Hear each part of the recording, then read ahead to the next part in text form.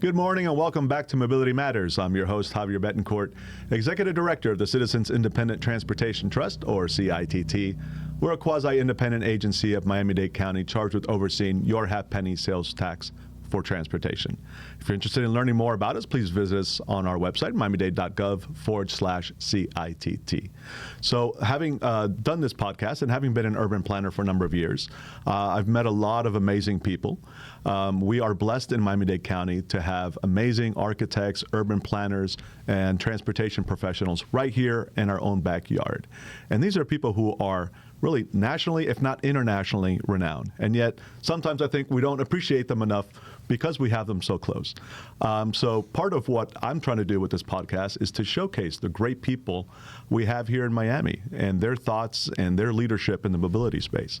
So one person in particular I've known for, decades now, and is one of these amazing internationally renowned planner, architect, thinkers that's really doing great work throughout the world, including here in our own backyard, and that is Victor Dover. Victor, welcome back to the program. Thank you, Javier. Thank you for everything you do for our community. I appreciate it. This is the easy part. You're doing all the hard work and all the good work. So, and Victor, I should note, is both the founding principal and I believe president of Dover, Kohl and Partners. That's right. Okay, good. I got that right. And you have many other hats that you've worn over the years and continue to wear. So, Victor, for those who may not know you or haven't seen you on previous programs, tell us a little bit about yourself. Well, I'm a town planner and urban designer, but what that really means is that I have the best job you can imagine having because I get to travel around all over the country with our team and help local governments and developers and communities, foundations, neighborhood groups decide what they want their community to be when it grows up. Mm-hmm. You know, cities are always works in progress. They're ever changing, right? And every generation gets its inherited situation, and then they get to make their timely upgrades to it. So we do planning with that idea, visualizing change before it occurs. And that, of course, inevitably leads us to things like street design and transportation matters. I've from time to time, have been known to sign in at events as Victor Dover of the Red Road Bike Lanes Users Association, which might not actually exist, just to see if I can get the DOT or the Department of Public Works to pay extra attention. And you've been involved in a couple of key organizations over the years. One is the Congress for New Urbanism, which I guess at some point we need to drop the new because it's been around for some time now. But tell us about the Congress. CNU is actually coming up on its 34th Congress, which will be held in Northwest Arkansas. We just had the 33rd one in Providence, Rhode Island. But the new urbanism idea that phrase has been out there since the mid-1950s. Yeah. It was always held up as a contrast to conventional suburban sprawl, which is an easy thing to compare. It's sort of like, which would you prefer to eat, the rock or the jelly donut? You know, the new urbanism means making neighborhoods in a kind of an intentional way and making them places where people want to be. And that translates into great popularity. When they get implemented, they tend to be popular with home seekers and sorry about that. Well, I mean, you got a fanfare on there. We go.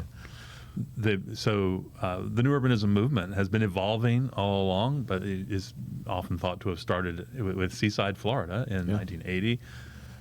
Many people look at Miami and the School of Architecture at the University of Miami in particular as the cradle of the new urbanism movement, and that's because people like Andres Duany and Elizabeth Plater-Zyberk have been teaching there since, back when Joe Kohl and I first showed up as graduate students and before. And we were their students and learned a lot from them. People ask me, well, why Miami? And I explain it like this. It's the old saying that necessity is the mother of invention. We look around and we can see that what we have going isn't sustainable. I could have told you in 1986 you were going to be choking on traffic in 2010 and 2025. And we were right about that. So the benefits of the new urbanist approach, which basically is compact, complete, connected communities, go far beyond environmental benefits, avoiding draining the Everglades to find room to accommodate our growing population. That's an obvious one. They go beyond benefits to households, which is having a place where you can get to know your neighbors, that kind of thing. They also include addressing our fundamental challenge right now with traffic congestion. And Some of us are old enough to have lived or grown up as kids in the last years of the golden age of the automobile. Yeah. What the traffic engineers call the free-flowing condition was common on American roads. And most of us went at age 16 to the DMV to get those keys, and it seemed to represent freedom. But if you talk to people who are between 16 and 25 today, very few of them refer to it as freedom. Yeah, They look at it as a burden. Many of them don't even bother to get their driver's licenses. Mm-hmm. But when you say, well, hey, just drive more, it gets cheaper by the mile, they don't buy it. They think, what about all that gas? What about all those tires? What about paying for parking? And what about sitting in traffic when I could be having life? Yeah. So I think we've reached a kind of tipping point, not just in Miami-Dade, but all throughout the Sun Belt in that way. So I'm glad to be part of that. I also ride my bike to work, and I learned to do that from my colleague at work, Kenneth Garcia, who you should also have on your program, from Bike Walk Coral Gables. And we work together, and Kenneth rides his bike to work. I got started doing that, and right away found out it was far preferable to driving and parking. Yeah. So I guess I represent one less car when you're in a lane trying to get somewhere. I appreciate that. And your offices, and I believe you also live right here in South Miami, right? So you I live in kind South of Miami, and everything then in close daily proximity. border incursion. I cross Red Road to the city of Coral Gables. Excellent. And so, speaking to that, another organization you're kind of involved in that's a little more local is Green Mobility Network, and by some extension, I suppose, Friends of Ludlam Trail. Right. So years ago, my wife Madi, who people refer to as the Bike Somi, South Miami Bike Somi lady, got me involved, and we've participated with Green Mobility Network in a variety of ways. One of the most fun things, it sounds small, but hear me out, that Green Mobility Network does is they provide a bike valet service at community events. So if you go to the Deering Seafood Festival or the Fairchild Garden Chocolate Festival or whatever the event is, chances are if you ride your bike, someone will park it for you and watch it for free while you go enjoy the event. It's kind of a little reward for people who decide to be part of the solution rather than more of the problem. And I love Green Mobility Network for that and all the other things it does with the advocacy opportunities that visibility provides them. I'm also on the board of Tropical Audubon Society and State Heritage Trust. So there's a kind of intersection between these three subjects: transportation, absolutely, historic preservation, and environmental conservation. So I try to stay in the middle of all three. Yeah, excuse the pun, but I've always felt that mobility really is at the intersection of the cross-section of so many different issues. Including our economy. Economic development, land use, affordability. You can't talk about affordable housing without talking about transportation, which is the flip side of that coin. So, that's why what you do is so critical. We talk about building communities. The first thought is typically land use, and yet mobility is equally, if not in some ways, more important, because oftentimes it's those transportation decisions that then influence the type of land use that you build and the type of community you build. Right? Well, if you drill down on that for a sec, Brent Tadarian, who's a well-known planner, famously said the best transportation plan is a good land use plan.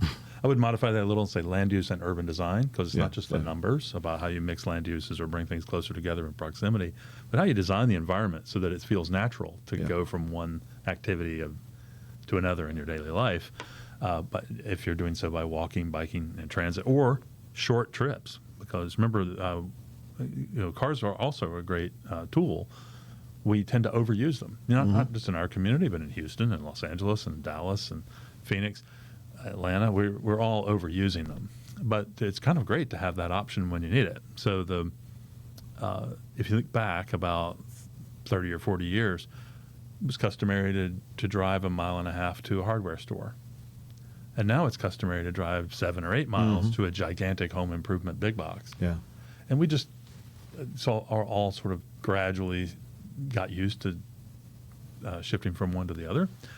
But we don't stop to think about how it multiplies the miles traveled by each individual. And of course, the same thing happens when you push school far from home or work far from home or anything else. So the transportation system that we have, if you just look at it like on a map, or an aerial photograph, like a doctor would look at an X-ray, you would diagnose it as a physical thing that was created for the freedom of cars like as if it was car habitat.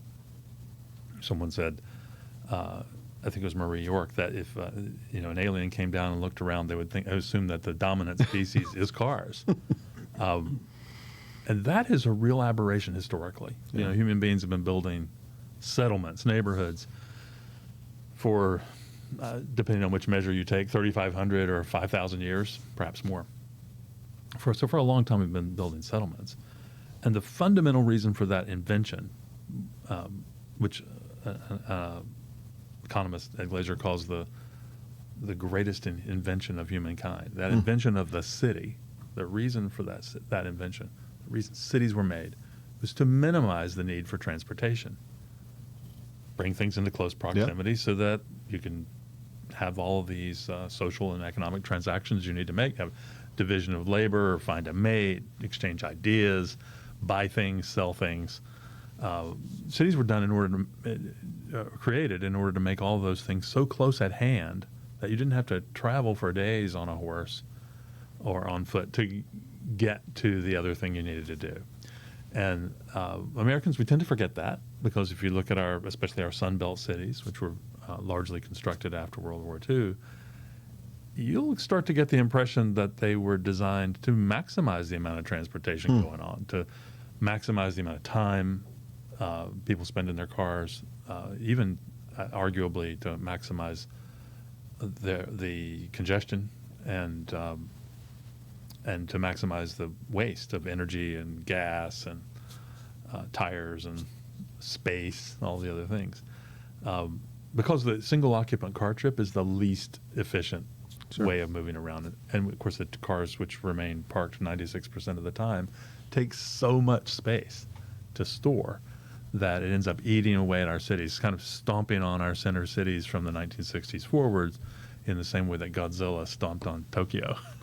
So I think we need to get back in touch with the idea that cities were designed to minimize transportation.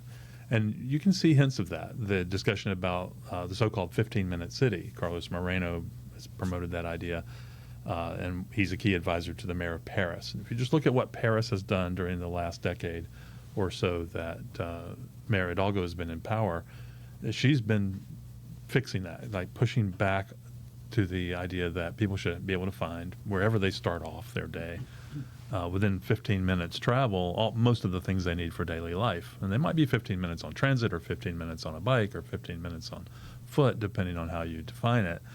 And this is why I focus so much on short trips when it comes to cars. So most of our trips are short trips. The majority, 75% or so of the trips Americans make out of the 10 or 12 or 14 car trips per day per household that they make in suburbia, most of those trips are pretty short. They're not the long distance commute. Maybe 4 or 5 of those trips might be, thought of as commutes to work. All the rest are what the traffic engineers call discretionary trips. A trip to get an ice cream cone, a trip to get an Egg McMuffin, a trip to take a kid to piano lessons. And since many of those things happen within a couple miles or so of home, they're easily replaced with, if you have an interconnected street network, with a local trip instead of a trip on the regional road network jammed with cars at peak hour. But there are also many of those that are easily converted to a walking or biking trip. So I think that's really the sweet spot for community design, because when we design the community and arrange the land uses so that they inherently sponge up and shorten trips, we start to unlock all of those forgotten modes of travel. Traffic engineers like to call walking and biking, quote, alternate modes of travel, or alternate modes of transportation. Should be the primary, right? Well, walking and biking are the original modes. Yeah. And biking's been around longer than driving, for what it's worth. So I think this has led us to the realization that the biggest thing we can do to help is to make the street space wonderful, to have people have a great experience when they step off their stoop or their porch and go out into the world. Miami-Dade's former parks director famously said, "Parks should start at your doorstep." And what she meant was that the green tree-lined streets we all should have, and only a few lucky people do have in their neighborhoods, should be common. That they should connect us to school and park and work in a way that makes it feel like the green experience comes right to your door. And I think those two ideas go closely together. Wow, you packed a lot into that.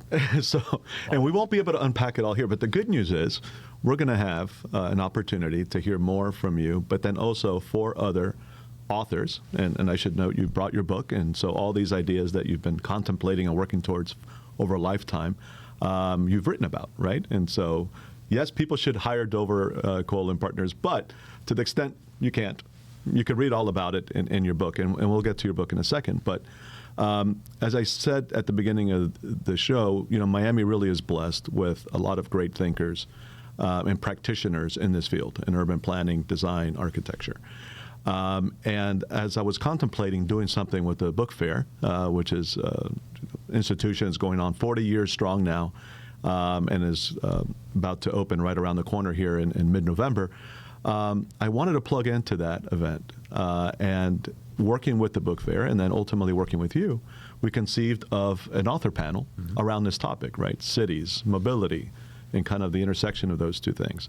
And we didn't have to look far to find local authors in this space. So you're one of them, and I know that you've written several books in partnership with others. We also have, I guess, Chuck Bohl at the University of Miami. We have Juan Muyerat with Plus Urbia. And then I know we kind of rounded out the panel with a couple of others from out of town. So tell us about this author panel that's coming up. When is it, and what are we going to discuss? Well, if you come to the panel at the book fair and listen to the authors, you're going to realize that it's not just about transportation right. or street design or the nerdy details of traffic engineering. It's also about the bigger picture, the livability of our community, the chance to use the design of community to solve enormous global problems, whether it's climate instability or loneliness or and everything in between. Yeah. So I think you'll get all that.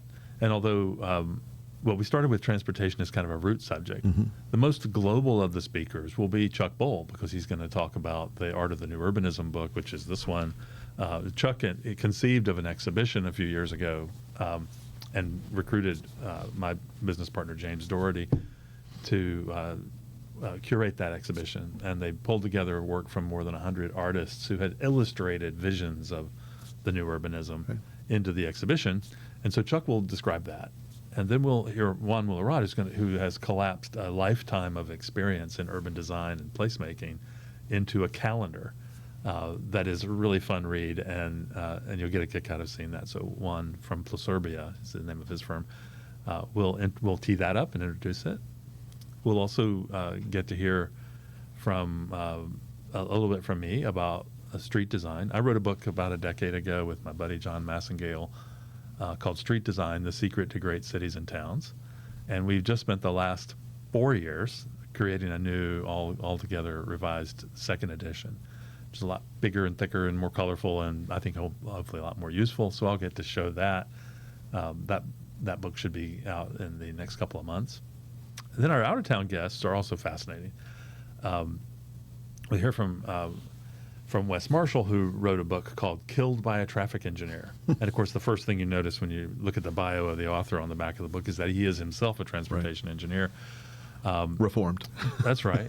And he basically lays bare all the bad habits in the profession that are leading to the massive epidemic of injuries and deaths in our roadways. People inside cars, people outside cars, car-on-car violence, car-on-bike, car-on-pedestrian violence. It is really shocking how much of that is embedded in the manuals and the standard practices in traffic engineering. My favorite pieces or examples of that is when they refer to one of these mayhem-inducing terrible events as an accident.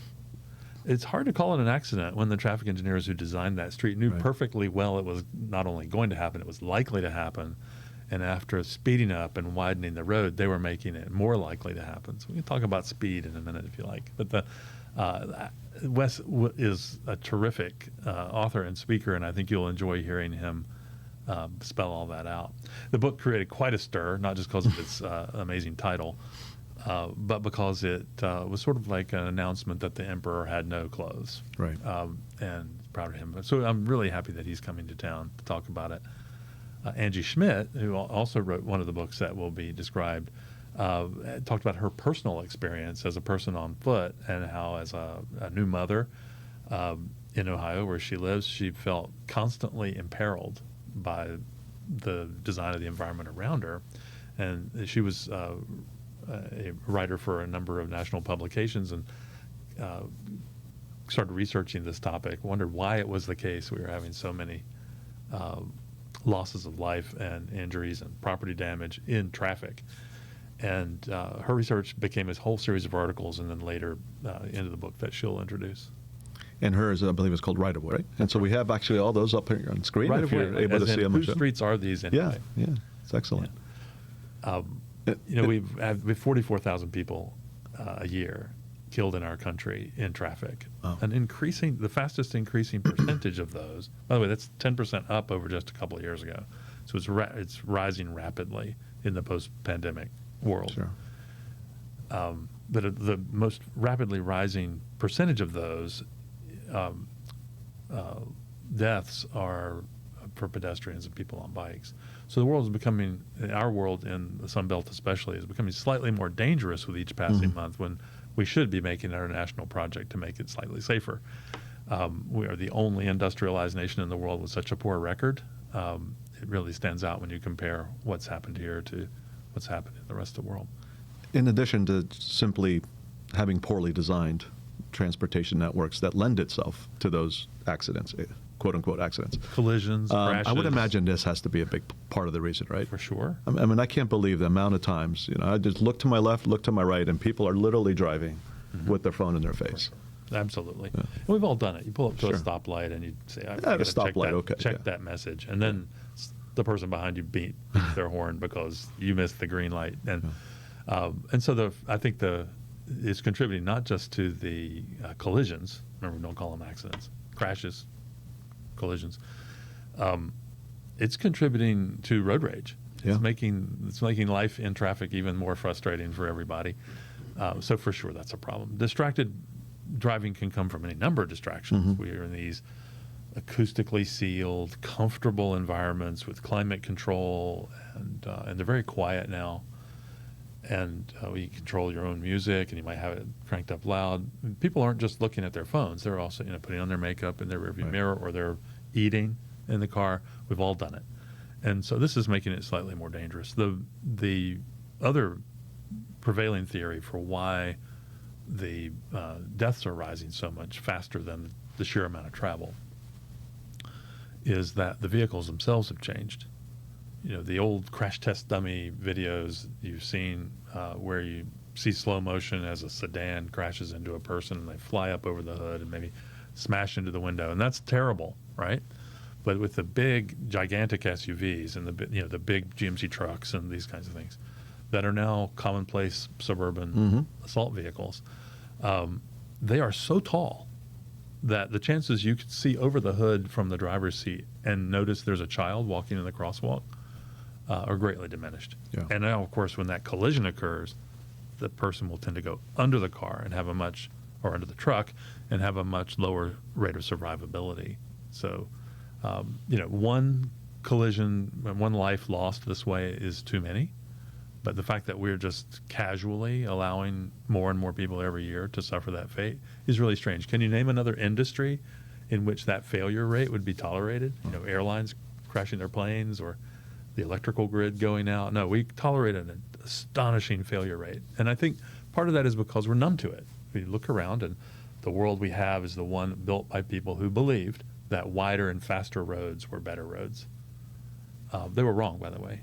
Adding all that capacity with the theory that they were going to speed up flow and make it easier for people to go faster to their destinations only just encouraged them to roam farther and induced all kinds of sprawl and additional miles of travel and even more traffic congestion. Yeah. So now we realize that wider and faster roads philosophy just generated more of the problem than it solved. And I think we now have a 100 or 200 year long project to fix that on our continent. And so if you're interested in this topic, of course, please attend the book fair. It's taking place on Sunday. Well, this particular panel, I will say, is taking place on Sunday, November 23rd at 3 p.m., correct? Right there at the Wolfson campus. Incidentally, please arrive there by bike, by foot, or by transit. One of the great things about downtown Miami is that it's so easily accessible without a car. You don't actually want to drive to downtown Miami. There's Metromover, Metrorail, Brightline, Tri-Rail. There's no reason to drive there.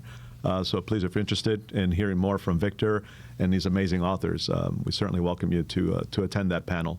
And the book fair is such an amazing event. I still know a lot of people who have yet to ever go. 43 years this has been taking place, and they're really missing out. Largest such event in the country at this point. Yeah. Now, I don't know why they dropped international from the title. I guess it's just obvious at this point. Miami is kind of synonymous with international. So. Indeed. All right, so you mentioned something earlier that I do want to get back to. And so we almost have to accept the reality that people are going to be distracted drivers. No matter what we do, no matter how many public service announcements we tell them not to text and drive, it's going to happen. Mm-hmm. So it becomes more important than ever to actually design our streets and pass policies that take that into account to ensure the safety of the pedestrian, of the cyclist, of the person sitting at a cafe by the roadside, or your passenger, or the person in the other car. Exactly. All exactly. of their safety is all the way at around. risk. Right. For all of them. And one of the ways to do that is to regulate speed. So you kind of referenced it earlier. It sounds like you have some ideas on travel speeds. Well, speed kills. There's two key ideas to know here, and speed doesn't matter as much as you think. So let me just talk about the first one. A little uptick in speed results in a massive uptick in mayhem. Mm-hmm. So the research shows that if there's a collision and the car is moving 20 miles an hour, let's say, and it hits a pedestrian, there will be a fatality 5% of the time, one time out of 20, which, note, is still too many. Mm-hmm. But generally, if a car hits another car and they're going to slow speeds, they have what the Brits like to call a prang, a minor fender bender. Everybody gets out, they exchange insurance information, shake hands, and everything's okay. Nobody died. But when the speed goes up, something really powerful happens. And just a little uptick in speed to, say, 30 miles an hour. If that same collision occurs, there's a 45% chance that there will be a fatality. And if the speed goes to 40 miles an hour, it goes up to 75%, 80% likely at 45 miles per hour. So that little change in speed isn't much in our modern cars. Model Ts topped out at about 22 miles an hour, right? So the streets of Coral Gables were designed for those. But our modern cars are so quiet and so efficient that you can just sort of glance at the accelerator in your floorboard and whisper, "I love you," and the car will speed up from 20 to 30 miles an hour. It doesn't take anything. You hardly even notice that difference, and yet it's such a huge percentage difference in the likelihood of an injury. Now, hearing that, people have to be thinking, yeah, but if I had to slow down and go 25 miles an hour all the time, or even just go the speed limit all the time, that would really slow me down, and that's not actually true. And there we're going to get a little nerdy and nerd out, please. But there's a thing every engineer knows about. Every engineer studies in school called the speed flow capacity diagram. You can actually Google that. And what it basically says is that as you increase the speed of, for example, vehicles in a lane, you get in that lane of traffic or through that lane of traffic more vehicles per hour as the speed increases. And then you increase it some more, you get more cars through that lane of traffic. That all sounds right? Here's the counterintuitive part. At about 26 miles an hour, we lose that efficiency. We actually, first it's just diminishing returns. And then as the speed goes up even farther, we get fewer cars per lane per hour through that same street. And so if you think you're helping by flooring it and getting up to 40 miles an hour for a few hundred feet until you slam on the brakes again when you see the tail lights of the car in front of you, or a traffic signal or a stop sign, you're not helping at all. You're not helping yourself get to your destination faster once you're going that fast. And this is not true on the interstate, where there's no interruptions, no access or whatever. But it is true on our surface streets and the streets we use in ordinary life. So speed isn't really even helping us very much, and yet it's causing all of these problems. So what do we do about it, and what are we doing about it? Well, I think there are a couple of things we should be doing. Well, first, enlightened cities and progressive cities are doing street designs that are designed to make it feel natural to go slowly and safely. So if you look, for example, at our neighbors in West Palm Beach, the redesign of Clematis Street, which we had a hand in, has deliberately narrow lanes, and you're very aware of the oncoming car in the opposite direction, and they have street trees within your field of vision, and the sidewalks are wide, and so it looks like a pedestrian habitat into which you've been invited with your car as a guest.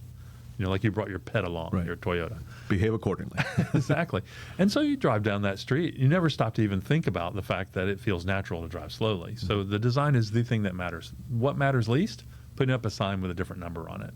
Just changing the speed limit is very much proven to have very little effect on driver behavior. And hoping we could enforce our way out of that problem, of course, remains interesting to many municipalities. So you see speed cameras and things like that being talked about. But it'd be very difficult to come up with a law enforcement agency that could actually catch every single speeder every single time. They're just scraping a few egregious violators off the top of that big pile of those of us who decided to go too fast or didn't even realize we sped up because we were listening to the song on the radio.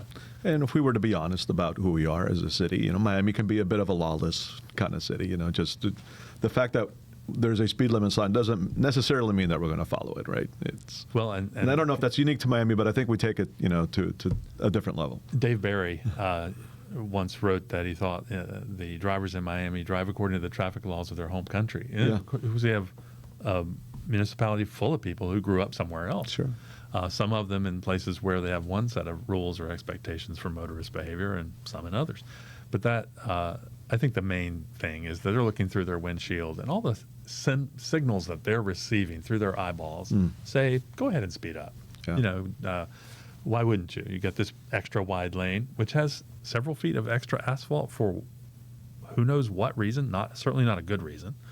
But that encourages you to go faster. And then it has 5 lanes of traffic, which are 6 lanes of traffic, 7 lanes of traffic, which were designed for that short period of the peak hour. And then when the peak hour is over, all that extra asphalt is just inviting you to press the accelerator. Yeah. So the most important thing is to pick the places we want to be walkable and safe, and where we want to drive those bad statistics into better territory, pick those places and then design the streets so that it feels natural. And also, at the same time, we'll make it natural to walk. You mentioned downtown Miami is an accessible place to come to the book fair because you can walk or bike or use transit there. Well, it's designed for that. Small blocks, for example, buildings that have front doors and windows facing the street. Yeah, it's not a coincidence that our most historic neighborhoods are the most walkable, right? They were designed before the car.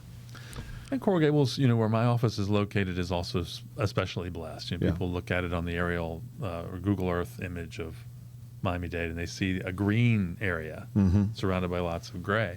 And that's simply because at the time when they were designing the community, they planned for lots of street trees. They said street trees will be the norm.